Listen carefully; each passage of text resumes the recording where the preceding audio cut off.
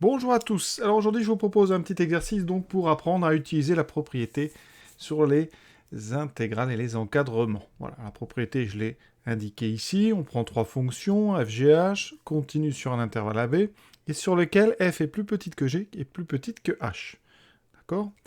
Eh bien, on peut intégrer cet encadrement, et ça donne l'encadrement suivant. Donc l'intégrale de AB de f est plus petit que l'intégrale de AB de g, qui est plus petit que l'intégrale de AB de h. Ça sert beaucoup, notamment pour avoir des valeurs approchées à l'intégrale sans faire le calcul. Première question, voilà. Montrer qu'une intégrale est positive. Alors ici, la fonction, c'est la fonction d'expression exponentielle x carré, et on veut montrer que l'intégrale donc est positive. Alors, on a une propriété qu'on avait vue très tôt dans le cours quand on faisait des intégrales et qu'on les traduisait sous forme d'air sous un domaine quand la fonction était positive, et cette propriété, on va pouvoir l'utiliser. Si f est positive sur l'intervalle AB, alors l'intégrale de f sur ce même intervalle va correspondre à une aire et donc supérieure ou égale à 0. Donc ici, il va s'agir de montrer que cette fonction est positive. Alors montrer que c'est positif, ici c'est très simple. On sait que quel que soit x réel, exponentielle de grand X est strictement positif. D'accord? Donc, exponentielle grand X est supérieur ou égal à 0. Ce qui fait qu'ici, exponentielle de x2 est supérieur ou égal à 0 sur l'intervalle moins 1. Et par conséquent, d'après le cours, l'intégrale sur le domaine, donc de exponentielle x2 dx est donc supérieur ou égal à 0. Alors, pour être complet, il faut savoir qu'on a droit d'intégrer un encadrement sur un intervalle AB, mais on peut intégrer juste une inégalité. On n'est pas obligé d'avoir comme ça un encadrement. Autrement dit, si on a f inférieur à g sur AB, eh bien l'intégrale de f sur AB sera plus petite que l'intégrale de g sur AB. Hein. Alors c'est simple, hein. Finalement, la propriété d'encadrement, elle découle de celle-ci, avec f plus petit que g, et en même temps, on prend g plus petit que h. Vous voyez qu'en mettant les deux choses ensemble, on aura notre encadrement d'intégrale. Pour la positivité, il suffit de prendre dans cette propriété ici, on prend f égale à 0. On aura 0 plus petit que f, d'accord, et donc l'intégrale de f sera positive.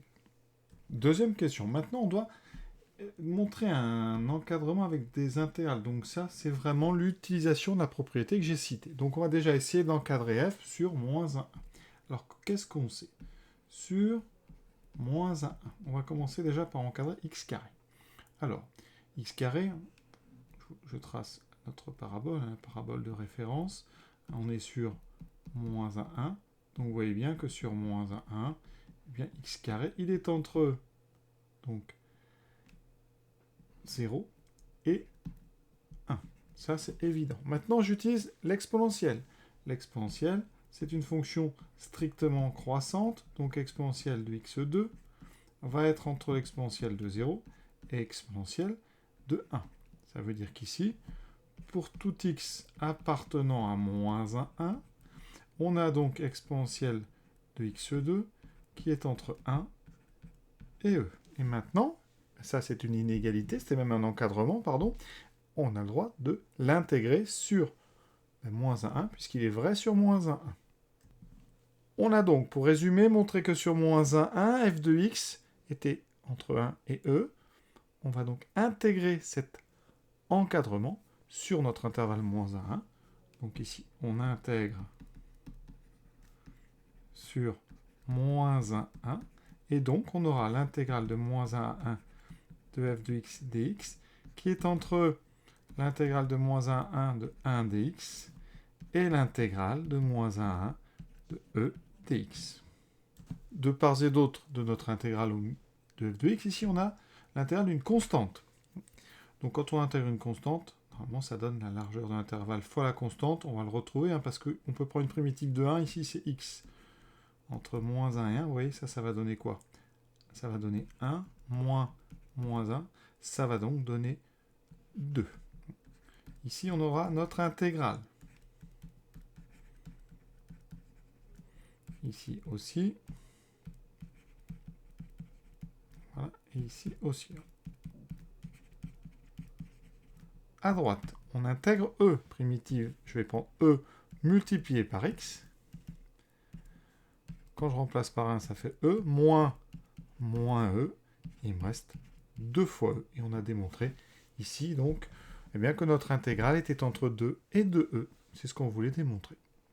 Pour la question 3, on va encadrer donc 1 sur f, l'intégrale de 1 sur f, donc je vais déjà encadrer 1 sur f.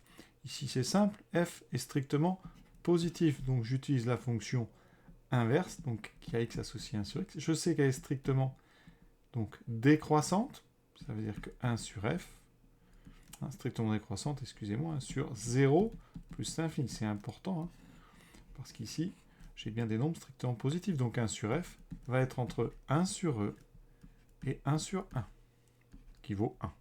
Donc, j'intègre après sur moins 1, 1. L'intégrale de moins 1, 1 de 1 sur f de x dx, et bien ça sera donc l'intégrale de moins 1, 1 de 1 sur e dx, et ici, moins 1 de 1 dx. Alors à droite, on l'a déjà vu tout à l'heure, ça fait donc, oui, on intègre, ça fait 2. Et ici, comme tout à l'heure, on prend une primitive, x sur e, et on aura bien, tout simplement 2 sur e. Oui, c'est exactement la même propriété que j'utilise, sauf que je l'utilise sur un encadrement un peu différent. Voilà, cet exercice donc est terminé. Premier, on va dire, sur les manipulations avec encadrement et intégrale. À bientôt.